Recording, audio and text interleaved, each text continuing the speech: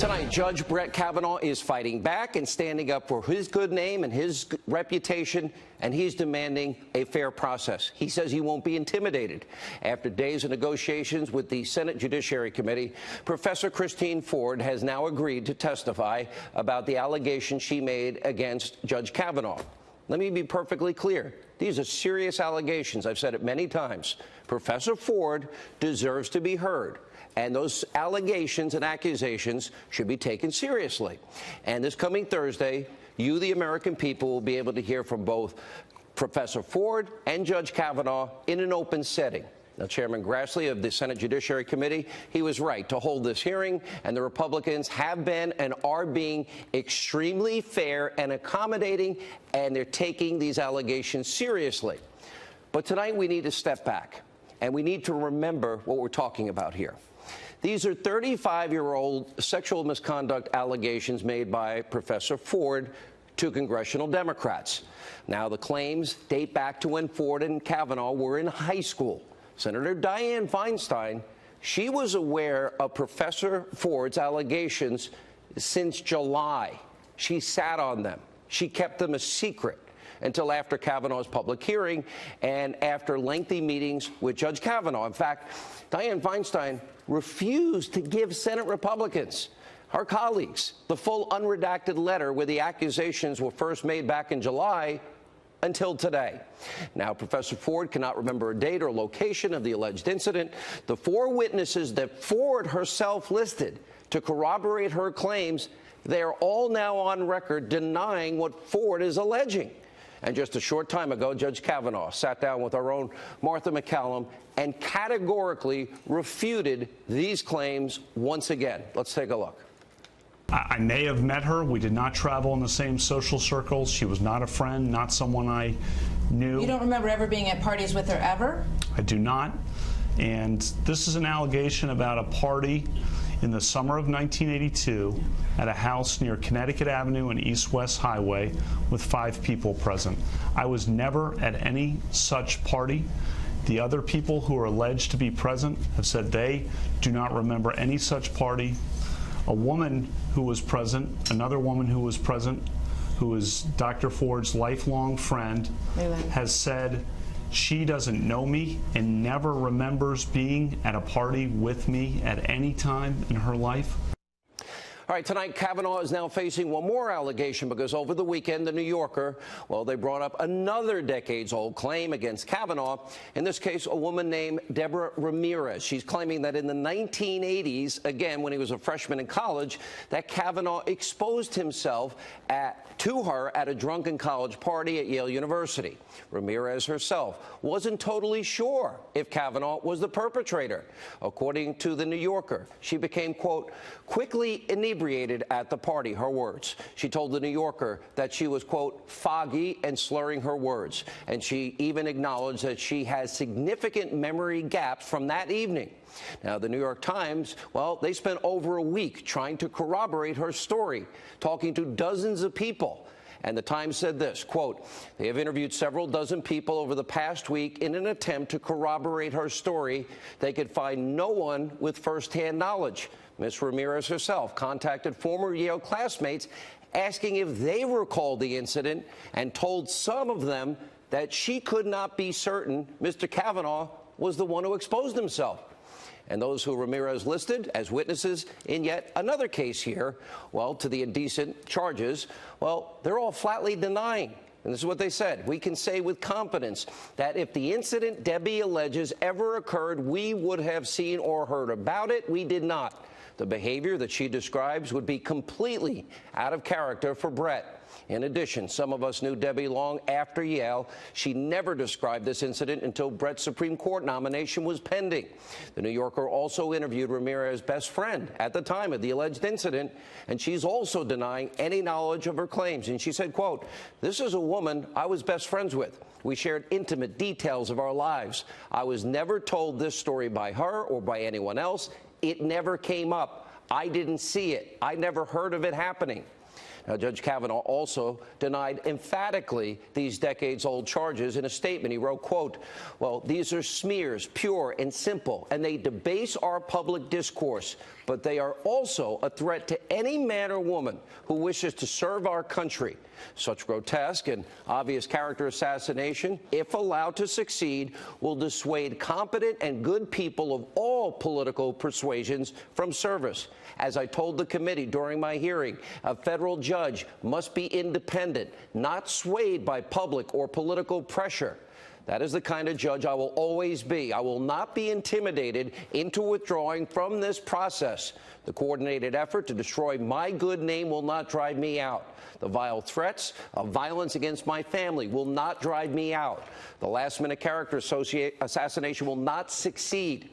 And tonight, Kavanaugh once again denied these charges in his interview with Martha. Let's take a look. I never did any such thing.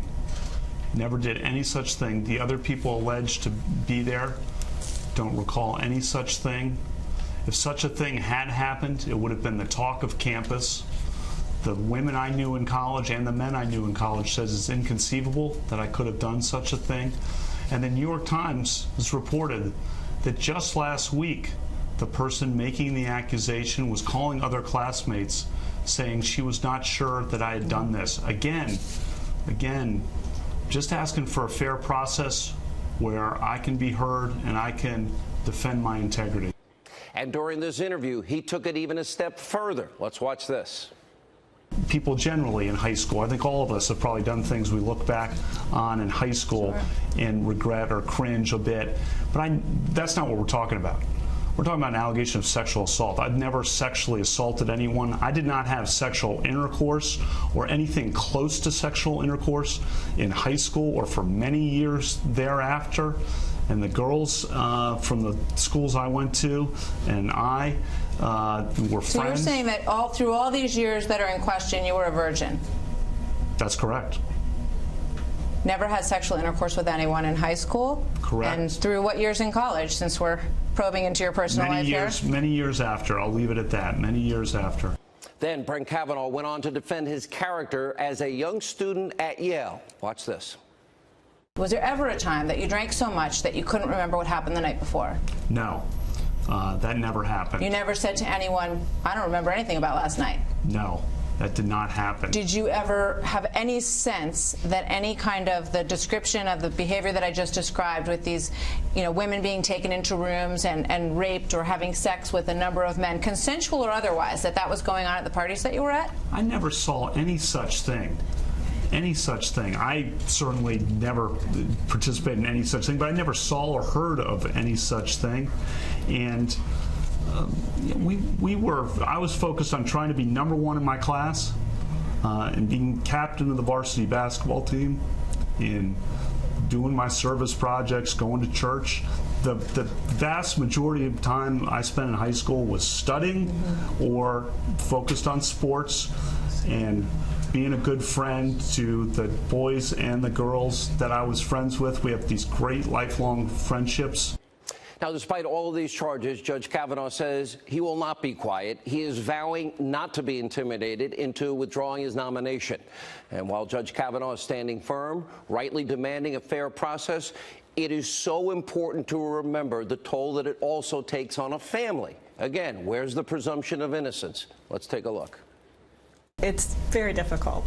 It's very difficult to have these conversations with your children, which we've had to have, some broader terms for our youngest, but they know Brett and they know the truth. And we told them at the very beginning of this process, this will be not fun sometimes. You're going to hear things that people feel strongly, and you need to know that, and just remember, you know your dad.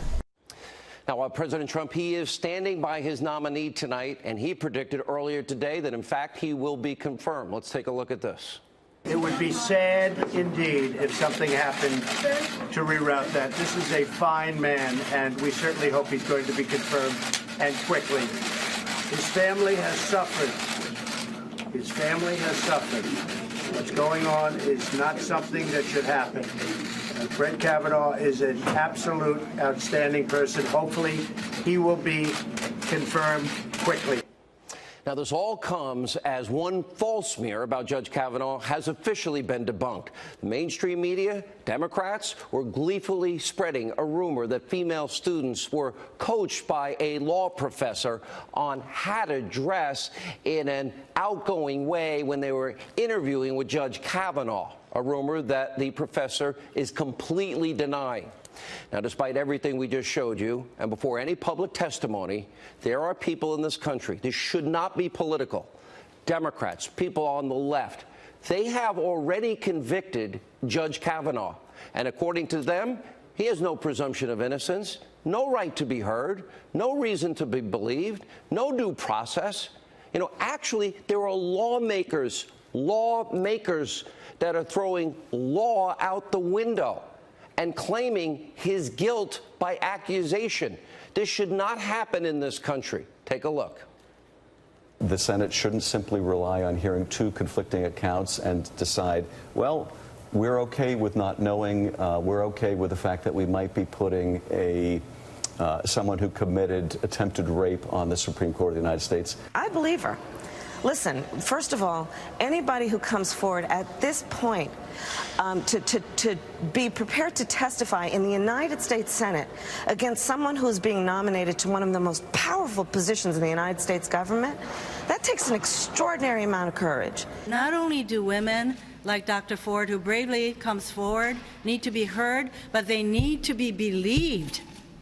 They need to be believed. I just want to say to the men of this country, just shut up and step up. Do the right thing. Let me just say right at the outset, I believe Dr. Ford. I believe the survivor here. There's every reason to believe her. She has come forward courageously and bravely. I believe her. I stand with her. And do you hope she shows up on Monday? Do you hope that she testifies? I don't think she should be bullied into this scenario where it's a he said, she said. It's a sham hearing. And I don't think she should participate in it. I believe Professor Ford. I think she's credible, and I think when the investigation is finished and when she testifies and Judge Kavanaugh testifies, I think a majority of senators will find her credible, and I never thought Kavanaugh should get appointed. No presumption of innocence. Now, at the very same time, all the people you're watching here, we have a case not 36, 7, or 5 or 4 years ago where Keith Ellison, the number 2 person, the number 2 guy at the DNC, has been accused of repeated physical and emotional abuse. And the DNC has smeared and slandered and ignored the person making that allegation. That's back in August this year. So what you're watching is a Democratic Party playing politics, sadly exploiting a sexual conduct allegation, accusation, that's it, for political gain, jumping to conclusions, rushing to judgment. Now, these are serious allegations, and as I've said, we should hear from the accuser. But tonight, every American, Republican, Democrat, conservative, liberal, this is why you need a healthy dose of skepticism. Let me tell you why.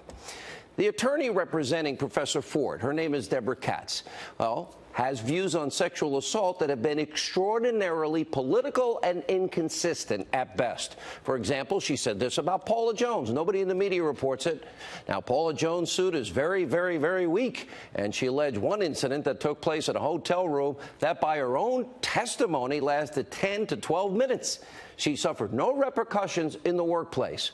She then said of Jones' accusations, quote, clearly a one-time incident that took place in 10 to 12 minutes, and she was not forced to have sex. She left of her own volition. The courts increasingly are finding that is not enough to create a sexually hostile work environment claim.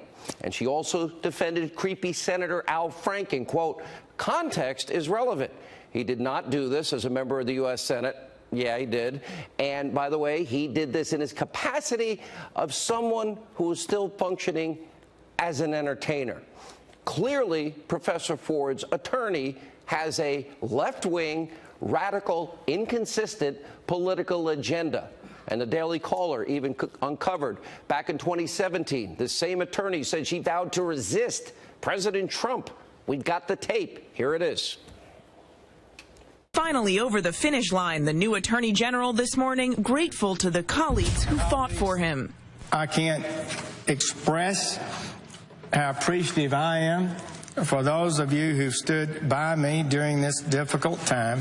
We will persist. It was a bitter feud to the very end. We're going to fight back. We are going to resist. We will not be silent. We're going to fight back. We're going to resist. And now we're also learning that Professor Ford is adding one more person to his legal team, an attorney named Michael Bromwich.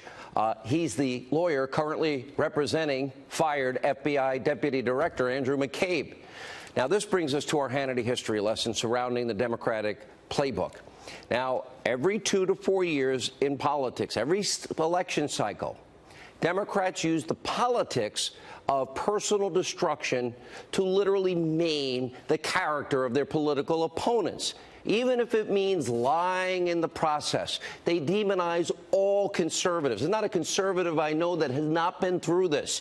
In fact, every 4 years, every 2 years, Republicans are racist, sexist, misogynistic, homophobic, xenophobic, Islamophobic. Oh, they want dirty air and water, and they want to kill your children and throw Granny over a cliff. Now, the left has also rushed to judgment in the wake of other major events. They've been wrong. On this program, we've been right. We didn't rush to judgment in the Duke lacrosse case. Remember when the media falsely accused Richard Jewell, the Summer Olympics bombing? Remember? Because they said, oh, he fit the profile of a lone bomber because he lived with his mother.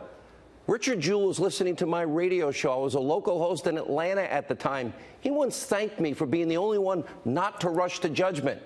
Remember the rush to judgment in Ferguson, in Missouri? Do you remember the rush to judgment in Baltimore with Freddie Gray? Remember when Obama said the Cambridge police acted stupidly? You know, we have on this program adopted the we will not rush to judgment. We will wait. We will see. On the case of the Duke lacrosse kids, I went to meet with their parents. In the case of Trayvon Martin, George Zimmerman, I met with George Zimmerman's attorney and George Zimmerman. Asked him tough questions. And you see it now every time there's a Supreme Court nominee, well, and it happens to be a president that's Republican that appoints him. We saw it all the time. Judge Bork, we saw it with Clarence Thomas. Politically, remember 2012? Mitt Romney was sexist. He had binders full of women's resumes. And remember, they turned his efforts to hire women into an attack about him being a sexist. Mitt Romney was not. Democrats smeared Romney. Remember, they falsely accused him. Remember Harry Reid of being a tax cheat? And then after they won the election, he had no regrets about spreading these lies, these false attacks. This happens. This is why Americans have a duty to be skeptical, because the media, the left wing, have been wrong. It's in their playbook. We see it every 2 years, every 4 years, every Supreme Court nominee, and every big high-profile case that they politicize. Here's a look at Harry Reid. Let him prove that he has paid taxes, because he hasn't. No, I don't regret that at all. The Koch brothers, no one would help me. They were afraid the Koch brothers would go after them. So I did it on my own. So no regrets about Mitt Romney, about the Koch brothers? Because some people have even called it McCarthyite. Well, they call it whatever they want. Romney didn't win, did he? I regret telling a total lie and smearing somebody. From Mitt Romney to Robert Bork to Clarence Thomas to George Bush. Frankly, every conservative I know that has been forced at some point in their life to deal with these baseless smears, attacks, character assassination. Now, the most often used character assassination in the Democratic playbook is to call Republicans racist. It happens every election season. Take a look. Many Republicans talk in coded racial language about takers and losers. They demonize President Obama and encourage the ugliest impulses of the paranoid fringe. If you accept the support of Klan sympathizers before you are president, you will accept their support after you're president. He's going to let the big banks once again write their own rules. Unchain Wall Street. They're going to put you all back in chains. It's wrong what the leader of the Republican Party and this Congress are doing in blocking an accurate census because they don't want to count everyone that they don't think they can count on. They are in favor of affirmative action if you can dunk the basketball or sink a three-point shot. But they're not in favor of it if you merely have the potential to be a leader in your community and bring people together. Don't tell me we've got a colorblind society. June 7, 1998, in Texas, my father was killed. He was beaten, chained, and then dragged 3 miles to his death, all because he was black. So when Governor George W. Bush refused to support hate crimes legislation, it was like my father was killed all over again. When you don't vote, you let another church explode. When you don't vote, you allow another cross to burn. Real smears, real character assassination, and it happens predictably every election season, and it happens with Supreme Court nominees. This is gutter politics at its worst, and sadly, we're going to see more and more of these tactics as we now march, 43 days or so towards the midterms. We're going to have a lot more on this in a moment. But first, breaking today, it also appears the Deputy Attorney General, Rod Rosenstein, is hanging on to his job, at least for now, after the New York Times issued a report accusing Rod Rosenstein, and they're sticking by it, of plotting to secretly record President Trump and planning to rally cabinet officials and invoke the 25th Amendment. Rumors spread that Rosenstein might be out of a job. That was going on all morning this morning. Tonight, Rod Rosenstein has been in communication with the president, and apparently they will be meeting on Thursday.